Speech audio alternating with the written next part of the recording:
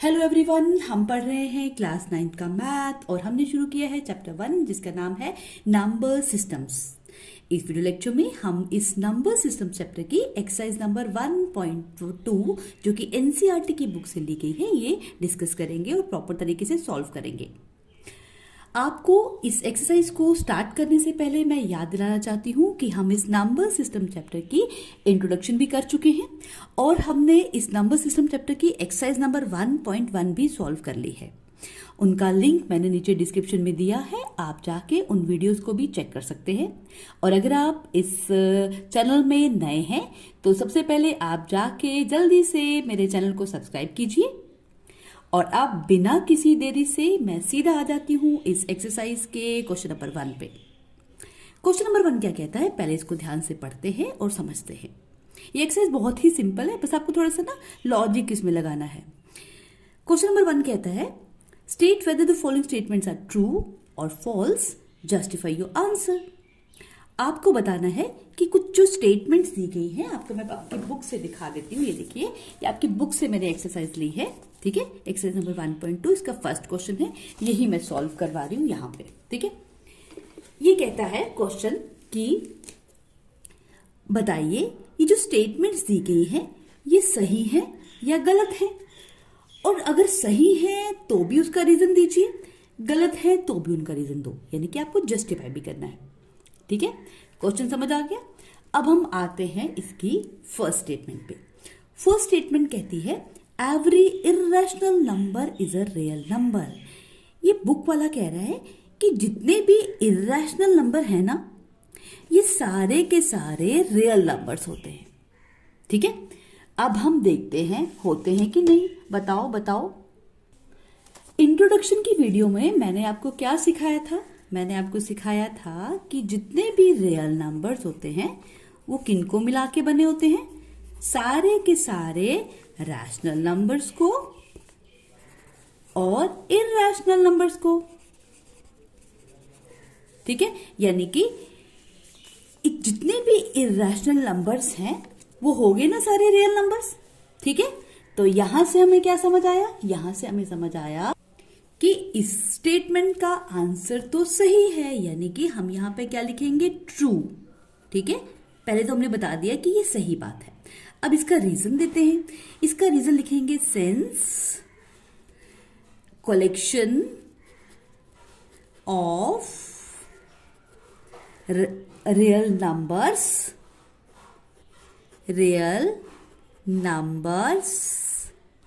Is made up of rational and irrational numbers, ठीक है। तो ये इसका हमने रीजन दे देना है, ठीक है। हमने क्या कहा, क्योंकि जो रियल नंबर्स हैं उनकी कलेक्शन रैशनल और इरैशनल की कलेक्शन से बनी होती है, इसलिए इरैशनल नंबर भी सारे के सारे रियल नंबर हुए, ठीक है। फर्स्ट पार्ट आ गया समझ, बड़े सेकंड पार्ट की तरफ। तो अब आ जाते हैं हम सेकंड पार्ट की तरफ, ठीक है। सेकंड पार्ट को पहले ध्यान से सुनो। ये कहता है every point on the number line is of the form √m where m is a natural number. ये क्या क्वेश्चन कह रहा है, इसको मैं आपको समझाती हूँ डायग्राम में। देखो, ये है हमारी नंबर लाइन, ठीक है। अब ये क्वेश्चन कह रहा है कि जितने भी नंबर लाइन में पॉइंट्स हैं इनको हम √m की फॉर्म में लिख सकते हैं, जहां पे m एक नेचुरल नंबर होना चाहिए, ठीक है। तो जितने हम यहाँ पे देखो नंबर लाइन में, तो पॉजिटिव नंबर भी आते हैं, नेगेटिव नंबर भी आते हैं, पर जो नेगेटिव नंबर हैं वो किसी भी नंबर, किसी नेचुरल नंबर का स्क्वायर रूट नहीं हो सकते, इसलिए इसका आंसर क्या आ जाएगा, फॉल्स, ठीक है। हम लिखेंगे यहाँ पे false since no negative number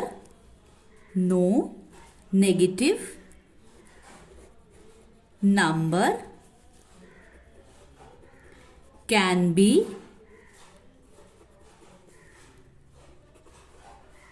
square root of any natural number, बस इतना सा आंसर, ठीक है, आगे बात समझ आपको, हमें बस छोटा सा इसका रीजन दे देना है। ठीक है, अब हम आते हैं इसके थर्ड पार्ट में। थर्ड पार्ट को पहले समझो क्या कहा गया है। ये कहता है every real number is an irrational number. अब वापस मैं आपको यहीं पे दिखाती हूँ, मैंने आपको अभी अभी क्या बोला, अभी फर्स्ट पार्ट में, कि रियल नंबर जो हैं वो रैशनल और इर्रेशनल को मिला के बनते हैं। ठीक है, इन दोनों को कलेक्ट करो तो बन गए रियल नंबर। अब ये कह रहा है कि every real number is a irrational number. ठीक है, देखो एवरी रियल नंबर इर्रेशनल हो सकता है क्या? सारे के सारे रियल नंबर इर्रेशनल हो सकते हैं? कैसे हो सकते हैं? देखो, जैसे मैं एक नंबर ले लूं √4। ठीक है, √4 क्या एक इर्रेशनल नंबर है? नहीं, ये तो एक रैशनल नंबर बन जाएगा। इसी तरह से अगर मैं एक नंबर ले लूं √9, ये भी 3 बन जाएगा। तो सारे के सारे रियल नंबर कोई इर्रेशनल नंबर थोड़े होंगे। अगर मैं एक नंबर ले लूं 4/9, ठीक है, ये तो एक रैशनल नंबर है, ये कैसे बनेगा इर्रेशनल नंबर? लेकिन ये रियल नंबर तो है। तो सारे के सारे रियल नंबर इर्रेशनल नहीं होते, कुछ रैशनल होते हैं, कुछ इर्रेशनल। ठीक है, तो इसके हिसाब से हमारी स्टेटमेंट जो है ये वाली, ये है फॉल्स। ठीक है, और इसका रीजन क्या लिखेंगे? फॉर एग्जाम्पल, हम कोई भी एग्जाम्पल यहां पे दे सकते हैं। जैसे मैं कहूं for example 2 is a real number but not irrational. ठीक है, जैसे 2 है, 2 एक रियल नंबर तो है लेकिन इर्रेशनल नहीं है। ठीक है, आई बात समझ? तो इसके साथ ही हमारा ये हो गया फर्स्ट क्वेश्चन कंप्लीट। अब हम बढ़ते हैं अब सेकंड क्वेश्चन की तरफ। अब सेकंड क्वेश्चन को समझाने से पहले एक बार आपको बता दूं, देखो बेटा, ये जो मैं एरो वगैरह यहाँ बना रही हूँ ना, ये सब आपकी रेफरेंस के लिए है। आपको एक एक चीज कैसे रिलेट कर रही है दूसरों के साथ, वो समझाने के लिए। आप मत स्टार्ट कर देना ये सब, ठीक है, बनाना अपनी, मतलब ये आप अंडरस्टैंडिंग के लिए देखो ध्यान से। लेकिन जब आप नोटबुक पे लिखोगे तो आप ये एरो वेरो मत ड्रॉ करना, आप साफ साफ इस तरह से आंसर्स लिखना। ठीक है, तो अब मैं सॉल्व करूंगी क्वेश्चन नंबर 2। क्वेश्चन नंबर 2 बहुत इंटरेस्टिंग क्वेश्चन है, इसको बस ध्यान से पढ़ना। जितना देखने में ये कॉम्प्लिकेटेड लग रहा है ना, उतना ही इजी है। ठीक है, तो हम इसको पहले समझते हैं। क्वेश्चन नंबर 2 कहता है, are the square roots of all positive integers irrational? If not, give an example of the square root of a number that is a rational number. ये क्वेश्चन कह रहा है कि क्या स्क्वायर रूट सभी positive integers के irrational होते हैं?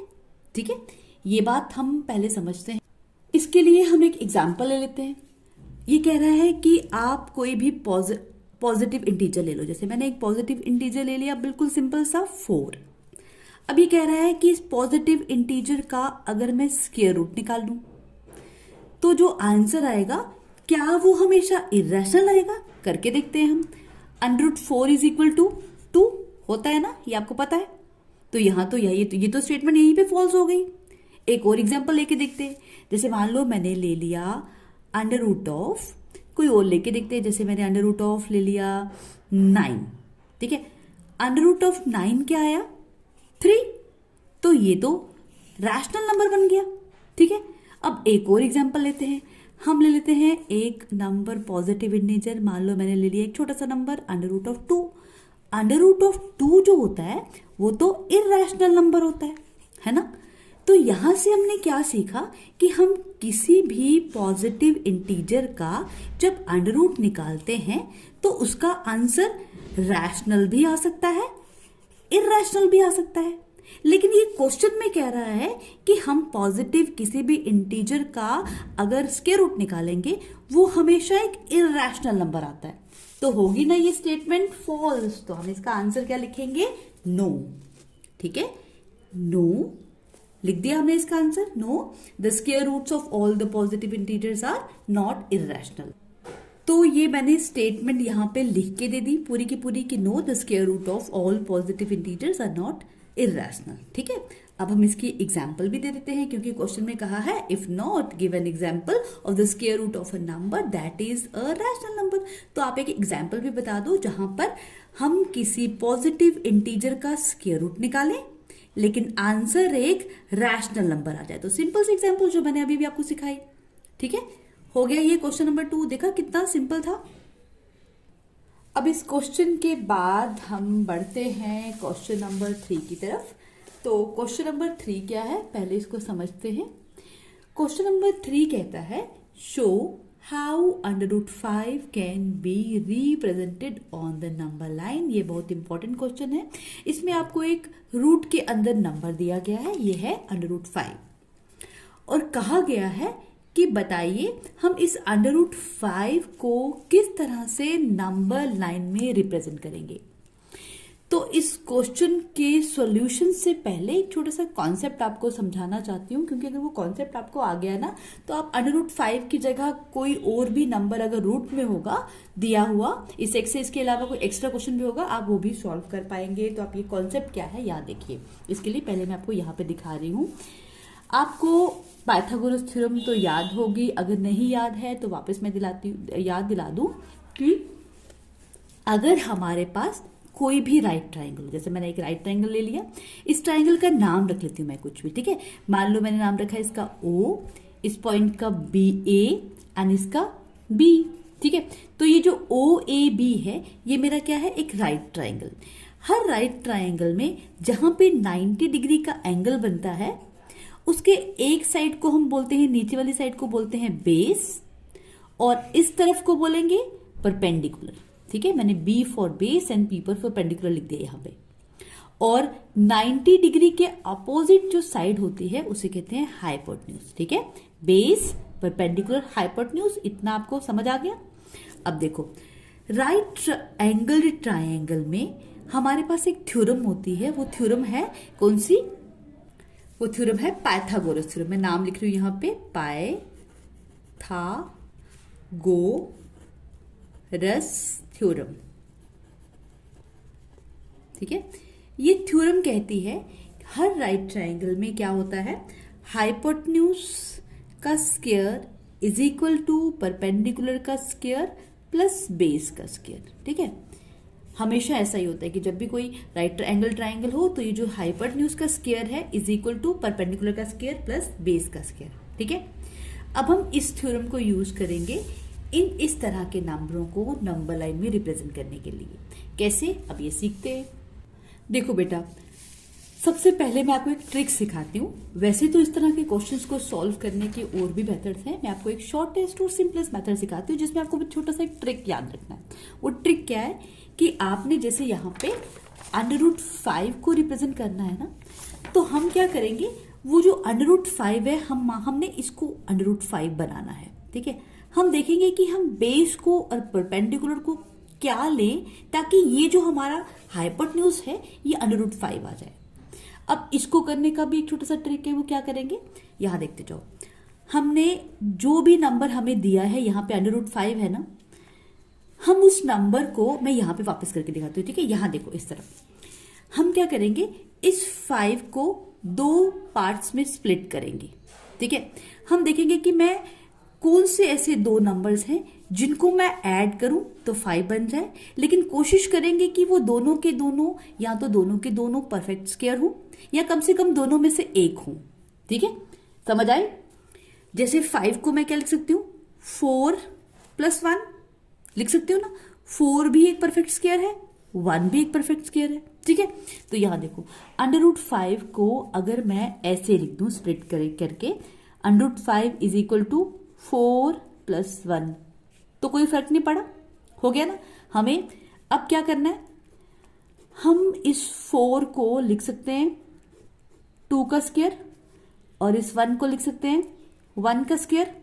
√5 इज इक्वल टू दिस बन जाएगा। ठीक है, तो हम क्या करेंगे कि ये जो 2 नंबर मैंने स्प्लिट किए ना, अब इसमें से एक को मान लेंगे अपना बेस, यानी कि अगर मैं 2 को बेस ले लूं और एक को ले लेंगे परपेंडिकुलर, और 1 को अगर मैं परपेंडिकुलर ले लूं तो देखो ये बन जाएगा ना 2 का स्क्वायर प्लस 1 का square which is equal to 4 plus 1 which is equal to 5, तो आ जाएगा। ठीक है, आपको मेरी बात समझ आ रही है? अब वापस देखो, मैं एक बार फिर से समझाती हूँ कि हम क्या करेंगे। इस 5 को स्प्लिट कर देंगे। कैसे स्प्लिट किया? इसको 2 पार्ट्स में स्प्लिट करेंगे कि ऐसे 2 नंबर जिनको प्लस करके आता है 5, लेकिन वो दोनों के दोनों या तो परफेक्ट स्क्वायर होने चाहिए या दोनों में से एटलीस्ट एक परफेक्ट स्क्वायर होना चाहिए। ठीक है, तो 4 प्लस 1 लिख दिया मैंने। अब 4 प्लस 1 का मतलब हो गया कि मैं इसे ऐसे लिख सकती हूँ, 4 की जगह 2 का स्क्वायर और 1 की जगह 1 का स्क्वायर। अब इसमें से एक को मान लेंगे हम बेस और एक को ले लेंगे परपेंडिकुलर। ठीक है, तो हम अब इसकी हेल्प से हम नंबर लाइन पे एक राइट ट्राइंगल बनाएंगे। कैसे? देखो, जो कॉन्सेप्ट मैंने आपको अभी भी सिखाया इसी को यूज करके अब जो हमारा असली क्वेश्चन है, how √5 can be represented on the number line, ये सॉल्व करते हैं। ठीक है, हम इसको सॉल्व कैसे करेंगे? सबसे पहले हम एक नंबर लाइन बनाएंगे। इस नंबर लाइन के इक्वल पार्ट्स करेंगे। आप इक्वल पार्ट्स या तो स्केल से कर सकते हैं। स्केल में आप कोई भी अपनी मर्जी का यूनिट, जैसे आप 2 सेंटीमीटर 3 सेंटीमीटर पे मार्क कर सकते हो या 1 इंच ले सकते हो। ठीक है, अपने हिसाब से।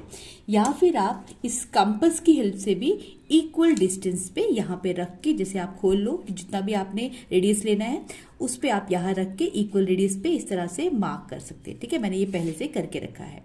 अब कुछ बच्चों को डाउट होगा कि मैम यहाँ पे आपने मार्क तो कर दिया पर हमें क्या पता चले कि हम कितने पॉइंट्स को ले, जैसे हम यहाँ पे 2 ले, 3 ले, 5 ले, 10 ले, कितने पॉइंट्स ले।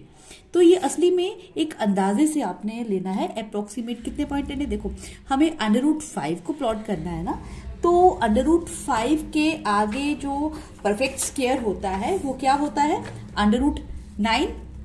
√9 इज इक्वल टू 3, यानी कि हम क्या करेंगे? एटलीस्ट 3 ले लेंगे। ठीक है, फिर से सुनो मेरी बात।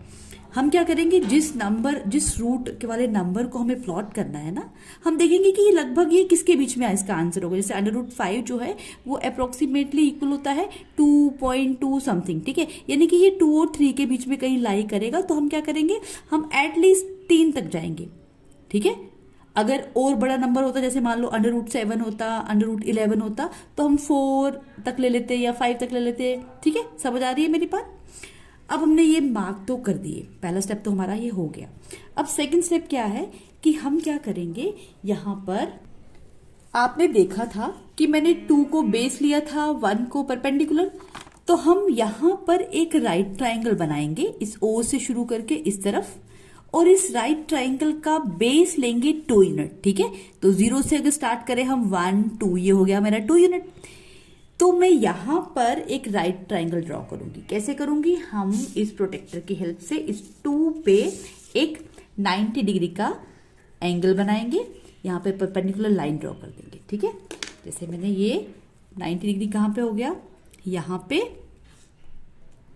और इसको मैं ज्वाइन कर देती हूँ। ठीक है, ये ज्वाइन कर दिया। अब हम इस पॉइंट का भी एक नाम देते हैं, इसका भी। ठीक है, सपोज ये O है, इस पॉइंट का नाम मैंने रख लिया, मान लीजिए A। इससे ही लिखती हूं मैं A। ठीक है, और अब क्या करूंगी मैं? जितना मेरे पास ये डिस्टेंस था O से लेके 1 तक, ठीक है, और जितना 1 से 2, मतलब इतना ही, ये 2 यूनिट जितना था ना, मतलब इतना रेडियस ही लेके मुझे, सॉरी, जितना इनके बीच में डिस्टेंस था ना 1 यूनिट पे, ऐसे रख के मैं देखूंगी। यहाँ A पे रख के भी मुझे एक पॉइंट लगाना है, मतलब यहाँ पे एक आर्क लगा दूंगी, और वो कहाँ पे लगाऊंगी? 1 यूनिट के डिस्टेंस पे, और उस पॉइंट का नाम भी कुछ रख देती हूँ, जैसे मैंने यहाँ पे B रख दिया। ठीक है, अब मैं इस OB को ज्वाइन कर दूंगी। ठीक है, ये मैंने ज्वाइन कर दिया इसको। ठीक है, अब इसको ध्यान से देखो। अगर हम देखें इसमें, तो ये जो O से लेके A तक डिस्टेंस है, यहां से यहां तक, ये डिस्टेंस कितना है? 2 यूनिट्स का। ठीक है, और A से लेके B तक तो डिस्टेंस है वो 1 यूनिट का है। तो अगर ये 2 है, ये 1 है, तो OB कितना होना चाहिए? 2 का स्क्वायर प्लस 1 का स्क्वायर, यानी कि √5। मिल गया मुझे √5। ठीक है। लेकिन ये जो √5 है अभी ये यहाँ पे है, मुझे इसको इस नंबर लाइन पे शो करना है कि नंबर लाइन पे कहाँ आएगा। इसके लिए मैं कंपास की हेल्प लूंगी और मैं O पे रख के जितना OB है उतना रेडियस लूंगी और यहां से एक आर्क बनाऊंगी। ठीक है, बन गई आर्क। अब ये जो मेरी आर्क जिस पॉइंट पे इस OA को टच कर रही है, ये पॉइंट है, ये है मेरा √5। ठीक है, इस तरह से मैंने प्लॉट कर दिया √5 ऑन द नंबर लाइन। ठीक है, बिल्कुल सिंपल है। अब मैं आपको एक बार फिर से सिखाती हूँ। हम √5 को नंबर लाइन में प्लॉट करने के लिए क्या करेंगे, कुछ हम स्टेप्स फॉलो करेंगे जो क्या है। सबसे पहले हम नंबर लाइन को इक्वल पार्ट में डिवाइड कर देंगे। फिर हम यहाँ पे O यानी कि जो 0 है उसी को मैंने O नाम दिया है। ठीक है, हम यहां से लेके 1 2 पॉइंट तक जाएंगे, 2 यूनिट्स तक जाएंगे और 2 यूनिट पे जाके सबसे पहले हम एक परपेंडिकुलर लाइन ड्रॉ करेंगे। कर दी ड्रॉ। उसके बाद हम इस परपेंडिकुलर लाइन को भी 1 यूनिट पे कट कर देंगे। ठीक है, ताकि मेरा बेस बन जाए 2 यूनिट्स और परपेंडिकुलर बन जाए 1 यूनिट। और हम एंड में ज्वाइन कर देंगे OB को। OB जो होगा वो हो जाएगा √5। ठीक है, और फिर यहाँ पे कंपास को रख के जितना OB है उतना रेडियस रख के लेके एक आर्क बनाएंगे। वो आर्क जहां पे इस नंबर लाइन को टच करेगी वो होगा हमारा √5 का point on the number line. ठीक है, बिल्कुल सिंपल है। हम इसको जहां पे ये पॉइंट टच कर रहा है इसको एक नाम भी दे सकते हैं, जैसे मैंने यहाँ पे नाम दे दिया इसका पॉइंट का, पॉइंट C। ठीक है, और हम इसकी जस्टिफिकेशन कैसे देंगे, हम लिखेंगे यहाँ पे in right triangle OAB, OB का square is equal to OA का स्क्वायर प्लस AB का स्क्वायर। इस राइट ट्रायंगल में OB का square is equal to OA का स्क्वायर प्लस AB का स्क्वायर। ठीक है, बाय यूजिंग पाइथागोरस थ्योरम। ठीक है, बाय यूजिंग पाइथागोरस थ्योरम। ये लिख दिया मैंने। अब हम लिखेंगे कि इसका मतलब है ये जो OB का स्क्वायर है वो किसके बराबर होगा, OA यानी कि 2 का स्क्वायर प्लस AB यानी कि 1 का square which is equal to OB का square is equal to 4 + 1। So OB का square is equal to 5 and OB is equal to √5। ठीक है, ये मैं क्या कर रही हूँ, ये मैं जस्टिफाई करके बता रही हूँ कि जो OB है वो √5 किस तरह से मैंने प्रूव करना है। ठीक है, तो इसी के साथ हमारा क्वेश्चन 3 भी कंप्लीट हो गया। इस पूरी वीडियो लेक्चर में हमने एक्सरसाइज नंबर 1.2 के क्वेश्चन 1, 2 और 3 सॉल्व किए। अब बच गया क्वेश्चन नंबर 4। क्वेश्चन नंबर 4 जो है ना बच्चों, वो एक एक्टिविटी बेस्ड क्वेश्चन है। वो क्वेश्चन हम सीखेंगे अपने नेक्स्ट वीडियो में और उस क्वेश्चन में हमें सीखना है कि किस तरह से हम एक स्क्वायर रूट स्पाइरल बना सकते हैं। इसके अलावा हम नेक्स्ट वीडियो में हम ये भी सीखेंगे कि किस तरह से हम कोई भी हमारे पास रैशनल नंबर हो या इरैशनल नंबर हो उसको एक ट्रिक के साथ और इजी तरीके से नंबर लाइन में रिप्रेजेंट कर सकते हैं। तो आज की वीडियो मैं यहीं पे वाइंड अप करती हूँ। अगर आपने चैनल को अभी तक सब्सक्राइब नहीं किया तो जल्दी से मेरे चैनल को सब्सक्राइब कीजिए ताकि आपको आगे वाली वीडियोस भी टाइम पे मिलती रहें। और अब हम मिलते हैं नेक्स्ट वीडियो में एक इंटरेस्टिंग टॉपिक के साथ। तब तक के लिए bye bye and take care.